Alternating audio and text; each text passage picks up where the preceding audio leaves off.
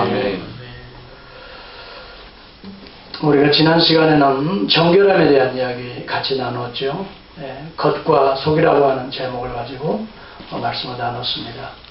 과연 정결이 어디에서부터 일어나는가 하는 문제지요.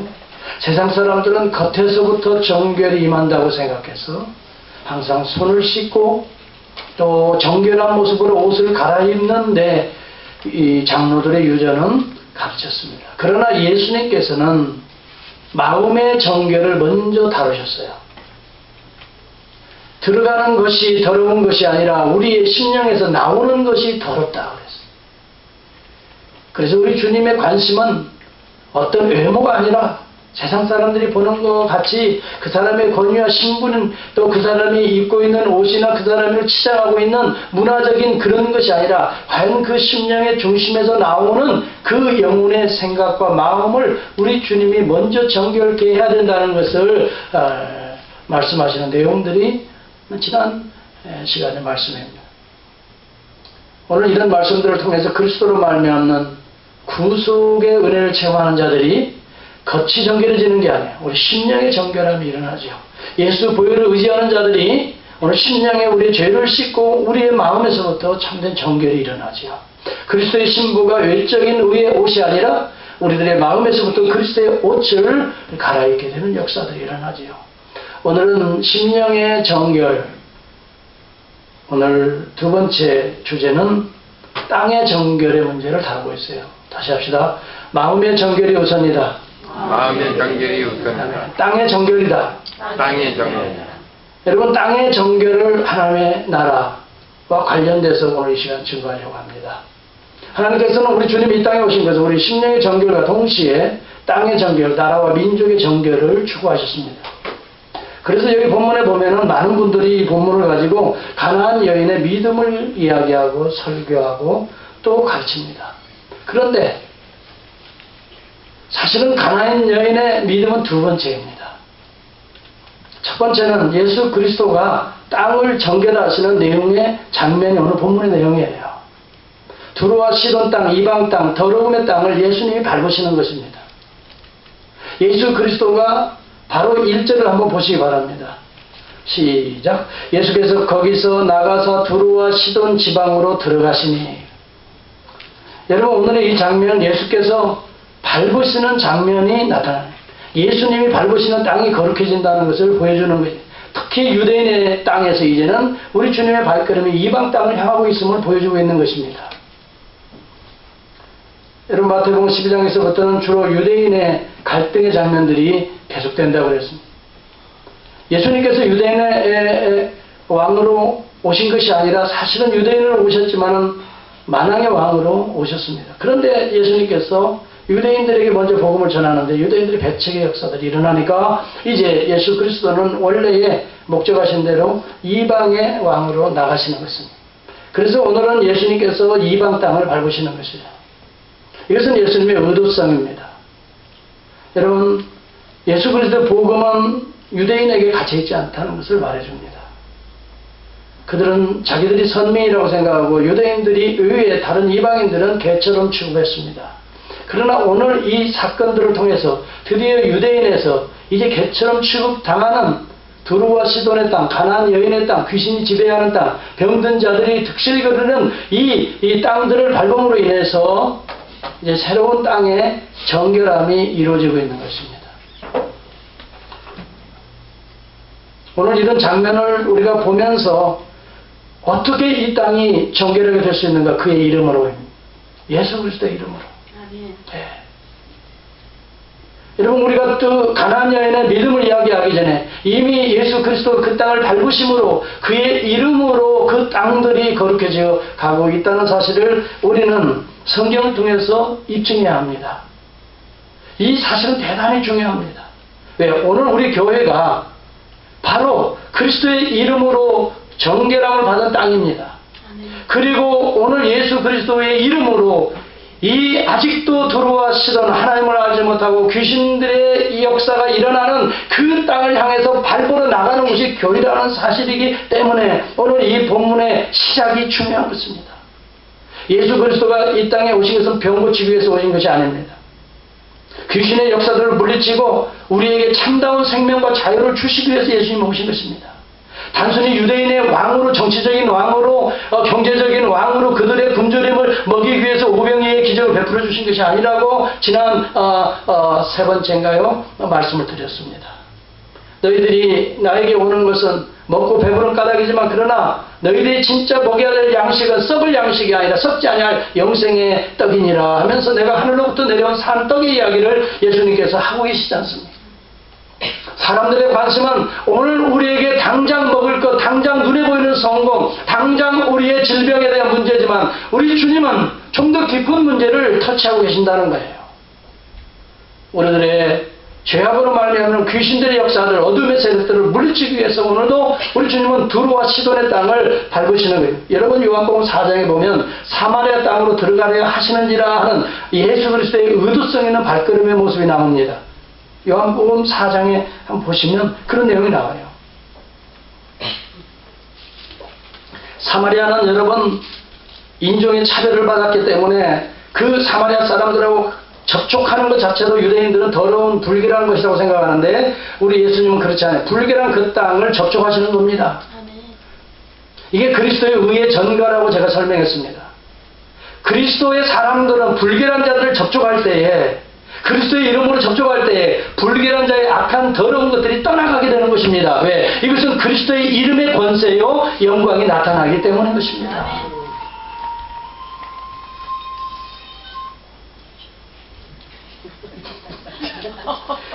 귀엽죠? 네. 우리 집사님 귀여워 죽겠어요.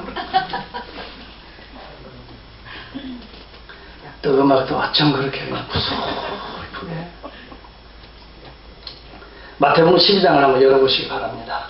그래서 예수님께서는 사마리아 땅을 밟아서 사마리아의 5 남편을 가진 불결한 여인을 어떻게 해요? 치유하시지 않습니까? 터치하시지 않습니까? 그에게 새로운 생명, 새로운 세계를 열어주지 않습니까? 사마리아의 땅을 밟으시는 의도하는 주님의 목적이 거기 있는 거예요.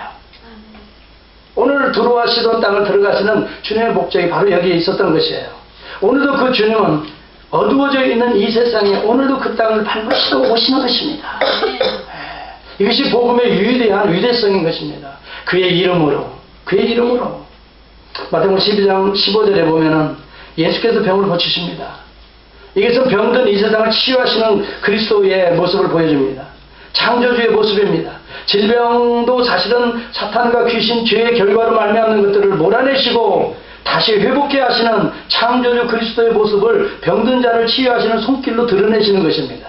창조주 하나님의 모습입니다. 그러면서도 말하기를 자기를 나타내지 말라. 아니 예수님이 우리 고쳤는데 좀 선전하고 해서 확 모아야죠. 하나님의 나라는 그렇게 군중심리로 되지는 게 아니에요. 자기를 나타내지 말라. 왜 그랬을까요? 거기 보면 이는 이사야 선지자로 말씀하신 바 보라 나의 택한 종 곧 내 마음이 기뻐하는 바 나의 사랑하는 자로다. 내가 성령을 줄 터이니 그가 심판을 이방에게 알게 하리라. 이 말은요 심판이라고 나와 있지만 사실은 저스티스 공의를 세우리라 이 말입니다. 영성경에 보면 그렇게 해석이 되어 있어요. 조금 이 번역이 심판을 잘못 해석한 것 같아요. 이 저스티스 공의를 이방에게 알게 하리라. 예수 그리스도의 공의를 선포하는 것이 그리스도의 발걸음입니다. 그의 이름인 것입니다. 그의 이름으로 그리스도의 공의가 나타난다는 것입니다. 하나님의 의가 나타난다는 것입니다. 그가 다투지 아니하며 들레지 아니하리니 자랑하지 않는다는 말. 내가 이것을 했다. 내가 무엇을 그렇지 않는다는 거예요. 아무도 길에서 그 소리를 듣지 못하는데 조용한 가운데 복음의 역사는 이렇게 물처럼 소리 없이 젖어서 온 땅에 생명수 강을 흐르게 하신다는 거예요. 이 은혜의 특징이 것입니다. 여러분 막 불 받아라 해가지고 여러분 불 받는 경우도 있긴 있겠지요. 그렇지만 악한 자의 영을 받는 사람도 있어요. 그래가지고 매번 교회에서 또 불 받아라 그리야만 그런 교회만 쫓아다니다가 사실은 또 시험 들으면 그냥 또 교회가 안 나오는 사람들 봤어요. 진짜 심령의 변화는요 잠잠하게 일어나는 거예요. 조용한 가운데 하나님의 음성을 듣고 변화가 일어나는 거예요. 하나님의 성령은요 불같이도 역사하지만 물같이도 역사하고요 또 바람 바람처럼 역사한다 그랬어요. 그렇죠? 그 바람이 어디에 와서 임으로 와서 임으로 부는데 그런 데 움직인단 말이에요. 변화가 일어난단 말이에요. 성령의 역사는 다 이와 같으니라 그랬거든요. 거듭남의 역사는 바로 이와 같으니라 그랬거든요. 그러니까 너무 막 불바다라 요란스런 또 뭐 방언 그 안에도요. 여러분 괜찮아요. 성령님께서 우리의 마음을 여시고 내가 진정 죄인됨을 발견하고 아무리 개와 같은 취급을 한다 하더라도 이 여인과 같이 그래도 나는 그렇습니다. 개입니다. 여러분 이 부분을 제가 좀 이따 해석을 할 시간이 있었으면 좋겠어요. 이거 뭐 예수님이 개 취급하는 거 아닙니다. 이게 너무나도 잘못 오해를 해요. 예수님은 당시의 격언을 이야기한 거예요.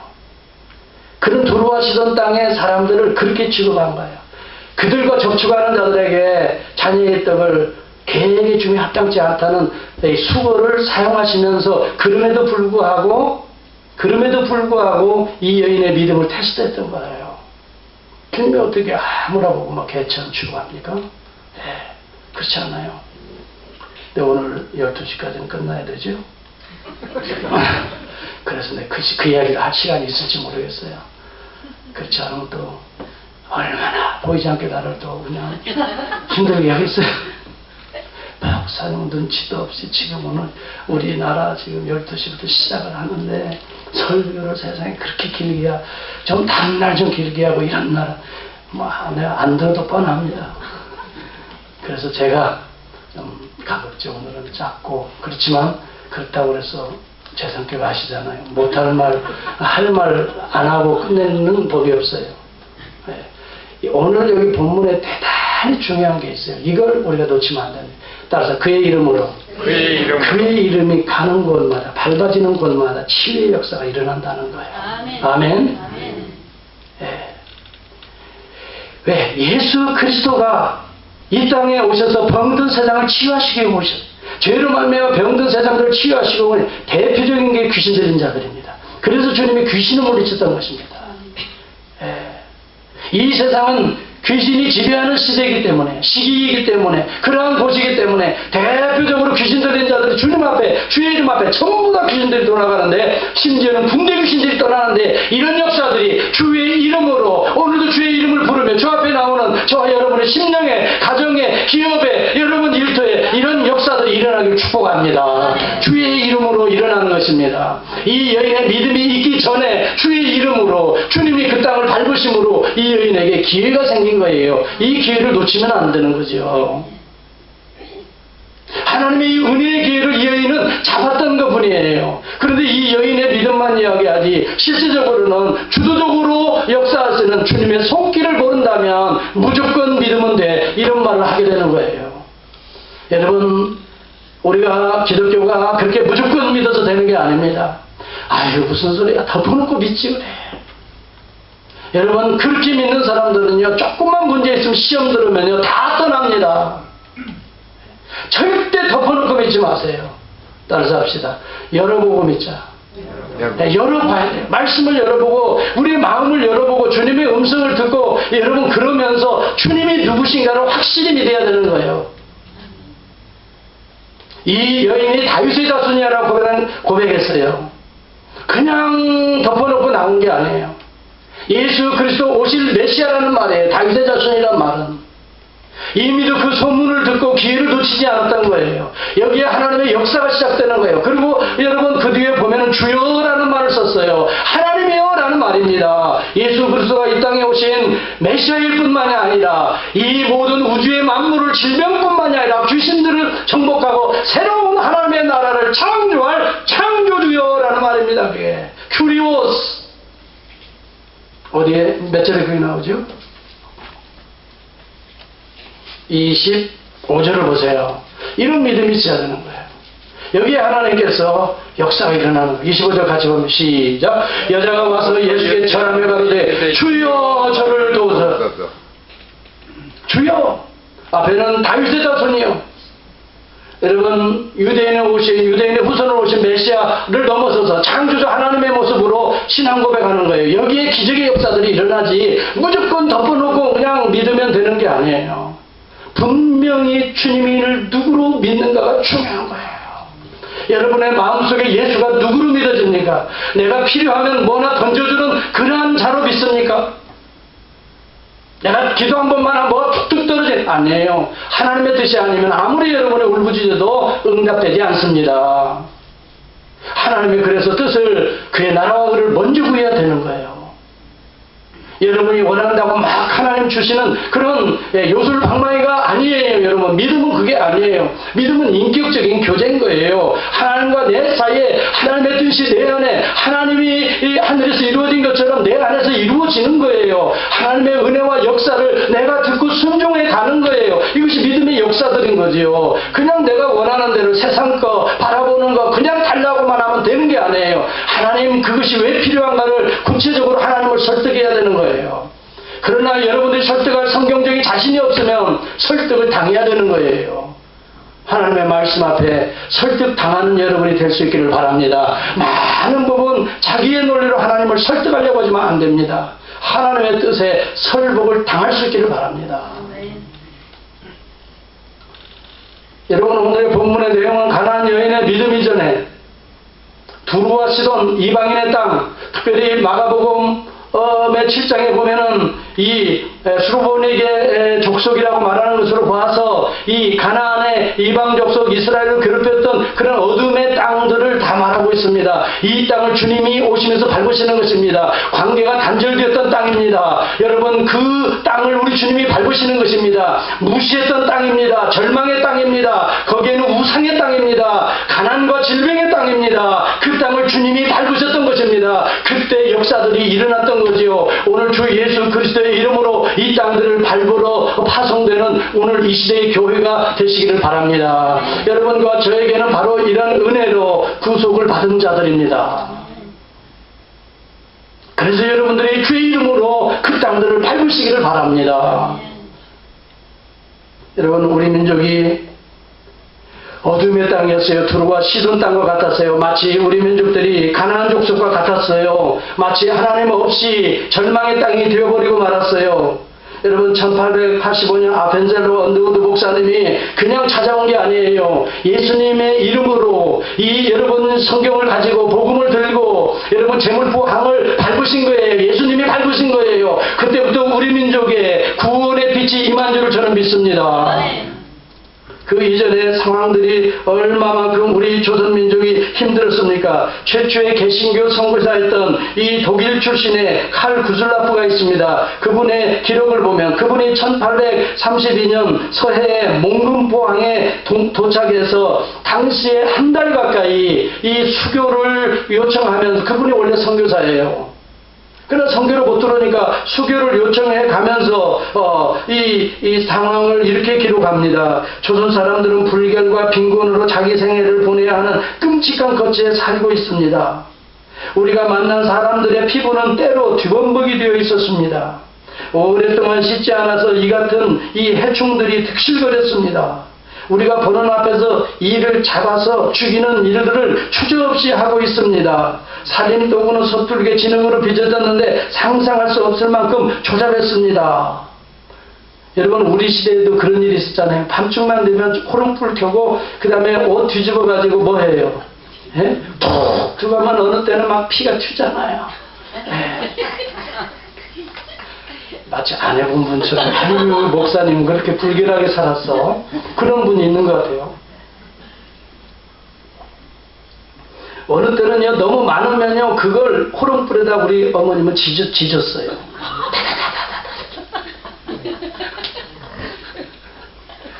아이고, 되게 깨끗한 차가. 우리 조상 그렇게 살았다고요. 예. 그게 얼마 안 됐어요. 우리가 그렇게 살아왔으니까.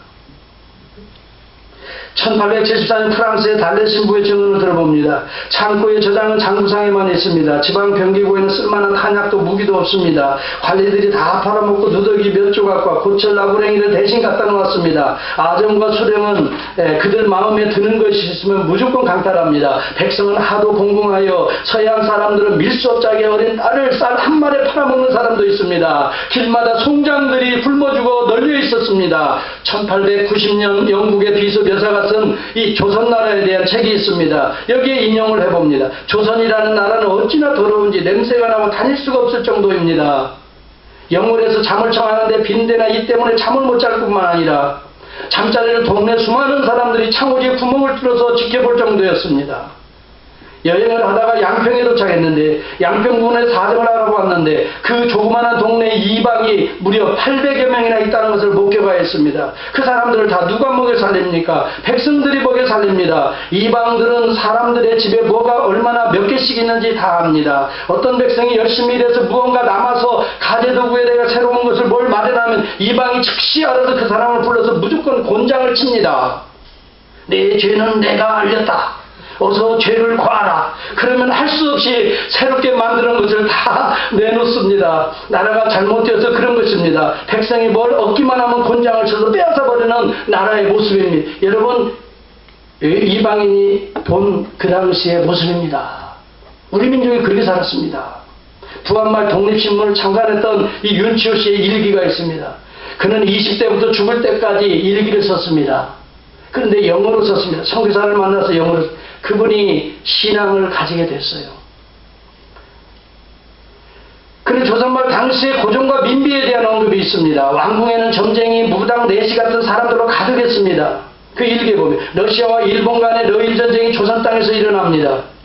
제물포에서 전투가 벌어지고 포탄이 날아다니는데 고종 황제는 점쟁이의 말을 듣고 궁궐 기둥 밑에 큰 가마솥을 묻느라고 정신이 없습니다. 영리하고 이기적인 이 여인 민비는 미신을 섬기는 것에 반만큼 백성을 섬겼다면 그녀의 왕실은 안전했을 것입니다. 민비라는 여인도 백성을 섬기는 데는 관심이 없습니다. 민비와 고종이 거주했던 지금의 그 시청 부근에 덕수궁과 경운궁 자리에는 전부 다 점쟁이와 무당들이 들끓었다고 합니다. 민비가 죽고 나서 고종이나 민비를 대신해서 엄비가 나타나는데 이 나라가 얼마나 이 사람도 무책임했는지 일본한테 나라를 팔아먹어도 좋습니다. 일본이 우리를 합병해도 좋다 이 말입니다. 단지 이씨 왕조만 살려달라고 그렇게 해서 문서를 성립시키시오. 그래서 1910년 이완용에게 바로 그런 일본과 협상의 협상문에 그런 내용을 집어넣었다고 하는 거예요. 이게 역사적 현실이에요. 우리 민족이 그렇게 그런 상태에 빠졌습니다. 그런 도탄입니다. 여러분 이승만 박사의 전기를 읽어보면 대단한 내용이 나오면 그가 원래 과거를 보려고 했습니다. 여러분 이승만 박사가 언제의 사람이에요? 1800년도 사람입니다. 1875년에 태어나서 1965년에 돌아갑니다. 그러니까 거의 90세 가까이 사신 분이에요. 장수하신 분이에요. 한참 구한말 한일합방 이 시기에 지금 이승만이 존재해야 합니다. 이승만 대통령에 대해서는 역사가들의 어떤 평가가 달라지지만 제가 말하는 건 역사적 평가가 아니에요. 네. 제가 말하는 요점은 어떻게 하나님께서 이방의 땅 두루와 시돈 같은 우리 민족에게 복음의 빛을 통해서 우리 민족을 이 정도로 성장시켰는가를 제가 얘기하려는 거예요. 여러분 이것을 알아야 됩니다. 원래 이승만 박사가 과거를 보려고 했는데 과거를 보지 않습니다. 이유가 있습니다. 이승만 박사가 어렸을 때 눈병이 납니다. 그래가지고 무당에 구슬하고 난리를 칩니다. 그런데 눈병을 못 고쳐요. 그래서 할 수 없이 뭐 선교사한테 가면 좋은 약이 있고 뭐 기도해주고 하면 낫는다더라. 그래가지고 할 수 없이 선교사를 찾아갑니다. 그 선교사가 그것을 보고 잘 점검하면서 약을 주고 치료해주고 그 다음에 며칠 있다 다시 오라고 그랬는데 며칠 만에 사실 눈병이 싹 나았습니다. 그래서 그 어머니가 깜짝 놀라가지고 그렇게 못 고치던 눈병을 드디어 이제 소경된 놈을 고쳐줬으니까 얼마나 감사해요. 그래가지고 당시에 여러분 제일 큰 선물이 뭐냐면 뭐지요? 예, 계란이요. 어떻게 그렇게 잘하다요? 그래가지고 뭐예요? 그래서 이게 꾹꾹 묶어가지고 계란 12줄을 아니 12개를 딱 한 줄을 싸가지고 들고 간 거예요. 선교사님 앞에. 선교사님 고마워요. 내 자식을 살려줘서 이 눈을 보게 했으니 얼마나 그랬더니 선교사님이 깜짝 놀라고 이 계란 하나라도 소홀히 하지 말고 이것을 이 아들에게 계속해서 먹이세요. 지금 이 아들의 눈은 영양실조로 말미암아 이렇게 된 겁니다. 깜짝 놀랐습니다. 그 당시에 의사들은 무엇을 했습니까? 전부 다 착취하고 좀 권력 있는 착취하는데 도대체 선교사가 누구냐? 이때부터 관심을 선교사에 갖기 시작해요. 복음이 도대체 뭐냐 이거야. 그래서 선교사에게 들어가요. 그래서 그 영향으로 그분이 이승만 대통령이 배제합당에 선교사가 세운 배제합당에 들어가요. 과거를 보러 가던 마음을 싹 접어 180도 자기가 바뀌었다 그래요. 예. 그래서 배제합당에 들어가서 신앙을 키우는 것입니다. 그가 23세 때 여러분 이 한일합방을 추진하는 이 고종에게 저항하다가 감옥에 들어갑니다.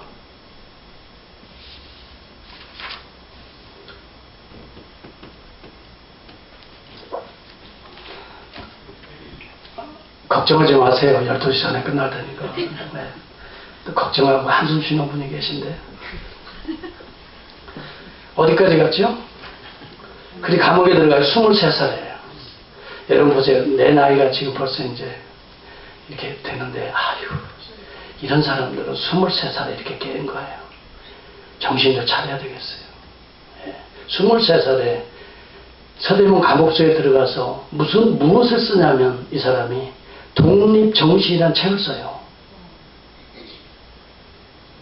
독립정신이라는 책을 쓰는데 거기에 이런 내용이 나와요. 세계의 문명국들이 기독교를 사회의 근본으로 삼고 있습니다. 그 결과로 일반 백성들까지 높은 도덕성을 유지하고 있습니다. 우리나라가 쓰러진 데서 일어나고 썩은 데서 싹을 틔우고자 노력한다면 기독교를 국가의 근본으로 삼지 않고는 온 세계에 촉촉할 수도 그 목적도 이룰 수가 없습니다. 그러므로 우리가 기독교를 모든 일의 근본으로 삼아 자신보다 다른 사람을 위해 일하는 나라와 민족과 개인이 되어서 한 마음으로 받들어 우리나라가 영국이나 미국과 같은 동등한 수준에 이를 수 있도록 우리는 기도하며 최선을 다해야 합니다. 그 책을 그 감옥 23살 때 쓰는 거예요. 이게 세계적인 마인드가 열린 거예요. 우리는 그저 지금도 기도가 아이고 아버지 우리 아들 말이지 이번에 아버지 이번 또 가게가 많아지고 아버지 이번에 우리도 이 기도는 그저 우리 집안에서만 뱅뱅뱅뱅 돌잖아요. 샌디에고까지도 못 가. 우리 조금 가면 우리 교회까지 가. 그 샌디에고까지도 확장이 안 되고 그저 우리 새끼들 그냥 내 밥 먹을 거 여기에 뱅뱅뱅뱅 돌다가 아이고 벌써 다 되었어 하고 일어난단 말이에요. 그런데 23살에 세상에 그런 세계를 보는 거 아니에요. 영국과 미국과 우리 민족이 동등한 나라가 되기 위해서는 세계적으로 기독교 정신을 받아들이는 나라가 백성들이 건강하다는 거란 미국을 통해서 그걸 선교사들 통해 배운 거예요. 마인드가 자기를 위해 살지 않냐고 이웃을 위해 사는 이 기독교의 정신, 예수 그리스도의 정신, 복음의 유대성이 그 빛이 지금 우리 조선 땅에 사실은 지금 받고 있고 비추고 있는 거 아니겠어요?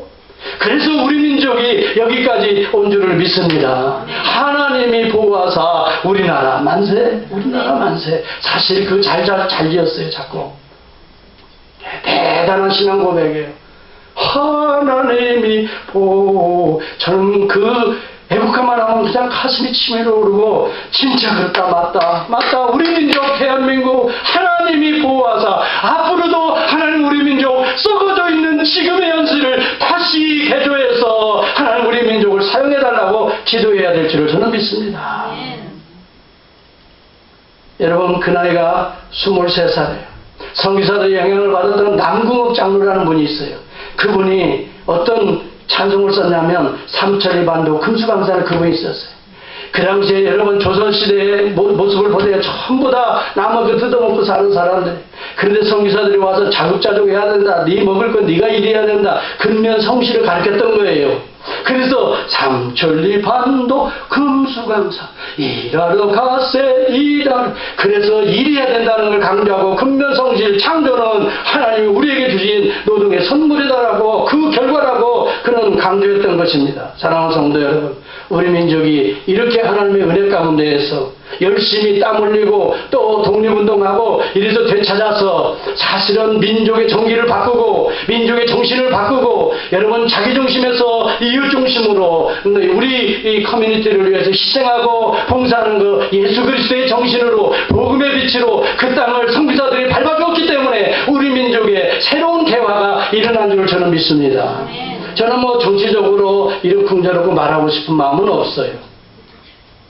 그렇지만 분명한 것은 하나님께서 이 어둠의 땅, 조선의 땅을 마치 예수님이 오늘 두루와 시돈 땅을 밟아서 이 귀신이 정복하던 악한 영들이 정복하던 그 여인의 딸을, 그 자녀를 자유케 한 것처럼 우리 민족을 자유케 해주신 것을 믿습니다. 앞으로 이 우리나라를 통해서 계속해서 이 복음은 세계 만방으로, 중국으로, 인도로 퍼져나가야 될 줄을 믿습니다. 오늘 이것이 교회의 사명인 것입니다. 우리 민족이 잘 먹고 잘 사니까 요즘에는 교회가 부패하고 썩어져 가고 있는 것이 안타깝습니다. 위정자들이 자기 배만 채우고자 하는 이런 이기적인 생각이 안타까운 것입니다. 오늘 우리는 다시 한번 새롭게 하여서 예수 그리스도의 자기 희생적 십자가의 정신으로 이 복음으로 어둠의 땅들을 밟아서 사실은 얼마 안 있으면 저는 남북 통일이 되리라고 믿습니다. 아멘. 하나님께서 북한을 그냥 놔두실 리가 없습니다. 하나님의 주권 섭리 가운데 반드시 통일의 그날을 우리에게 머지않아 저는 주시리라고 믿습니다. 저는 어쩌면 제 시대에 북한을 밟아 그들을 위해서 기도할 때가 나는 온다고 확신하고 있는 사람이에요. 그냥 하는 얘기가 아닙니다. 요즘 여러분 많은 자료들을 인터넷에서 보십시오. 반드시 머지않아 아니면 몇 년 안에도 올 수가 있습니다. 더 이상 북한 정권은 폐쇄될 수가 없습니다.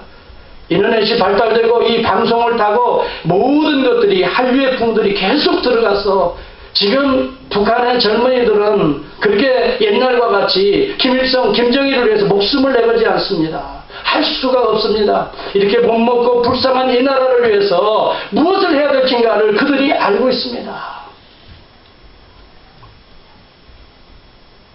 그런 얘기는 다음에 하기로 하고요. 여튼간에 시간이 다 오니까. 그런데 중요한 것은요, 하나님께서 그렇게 두루와 시도나 땅을 밟으실 때에 우리가 그냥 있으면 안 됩니다. 가나안의 여인처럼 뭐예요? 물불을 가리지 아니하고, 아셨지요? 할렐루야. 물불을 가리지 아니하고 주의 은혜의 손을 붙들어야 될 줄을 믿습니다. 바로 거기에 구원의 역사들이, 치유의 역사들이 일어난다는 것입니다. 이것이 오늘 우리에게 보여주는 거예요. 이 여인은 예수님에게 아무리 부탁을 하지만 예수님은 침묵을 해요. 세 가지를 극복해야 됩니다. 첫째는 하나님의 침묵입니다. 하나님의 침묵을 우리는 극복해야 됩니다. 기도 한번 하고, 목사님 기도하라고 해봤더니요, 안 됩니다. 여러분, 하나님의 침묵을 극복해야 됩니다. 두 번째는요, 하나님의 거절도 극복해야 합니다. 세 번째는 하나님의 무시도 극복해야 합니다.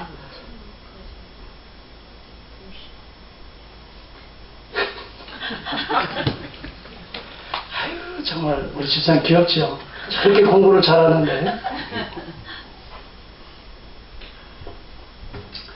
우리 주님이 그냥 거절하는 게 아까 말했던 그 속담을 던지는 거예요. 그럼에도 불구하고 뭐예요? 계속해서 주님 앞에 개에게 던짐이 수 있겠느냐 그렇게 말하는데 뭐라고 말해요? 그 부스러기라 이것이 믿음이라. 왜요? 우리는 개라는 존재를 인정해야 됩니다. 아유 주님 무슨 얘기해? 내가 지금 어떤 사람인데 나를 개 취급해? 하고 등 돌리는 사람이지. 마치 자신이 의인인 것이 아닙니다. 개입니다. 개보다 더한 존재입니다. 우리 인간은 그렇게 죄인입니다. 나는 날마다 주님 앞에 설 때마다 그렇습니다. 주님 개보다 더한 죄인이 여기 왔습니다. 여러분, 하나님의 긍휼과 자비는 누구에게 임하는 줄 아십니까?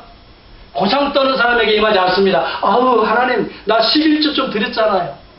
나 몇 년 수십 년 이렇게 봉사했잖아요.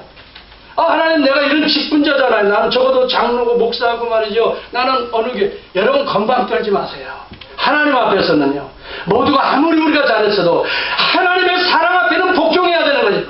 여러분, 하나님은 그의 아들을 이 땅에 보내셔서 그 아들을 십자가에 죽이신 분이 우리 하나님의 사랑입니다. 하나님의 사랑보다 더 큰 사랑은 이 세상에 없습니다. 오늘 우리가 아무리 주님을 위해 헌신했어도 여러분, 우리는 죄인의 모습으로 날마다 서게 되는 겁니다. 부족한 모습으로 서게 되는 것입니다. 그렇기 때문에 오늘도 주님 앞에 긍휼과 자비를 구하게 되는 것입니다. 주님이 때로는 사람들이 무시한다 할지라도, 때로는 사람들이 걸림돌이 있다 할지라도 이것을 넘어서기를 바랍니다. 주님이 침묵하는 것 같다 보인다 할지라도 이것조차도 넘어서기를 바랍니다.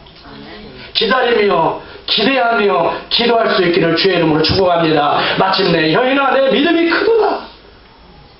하나님의 나라가 내 안에 임하였느니라. 할렐루야. 병으로부터 치유함을 받을지어다. 모든 질병으로부터 자유함을 받을지어다. 이 놀라운 하나님의 은혜가, 하나님의 나라가, 천국이 여러분의 심령의 가정의 일터에 심겨지는 축복된 성도들과 우리 교회가 될 수 있다면 최고의 복을 받은 것이라고 저는 믿습니다.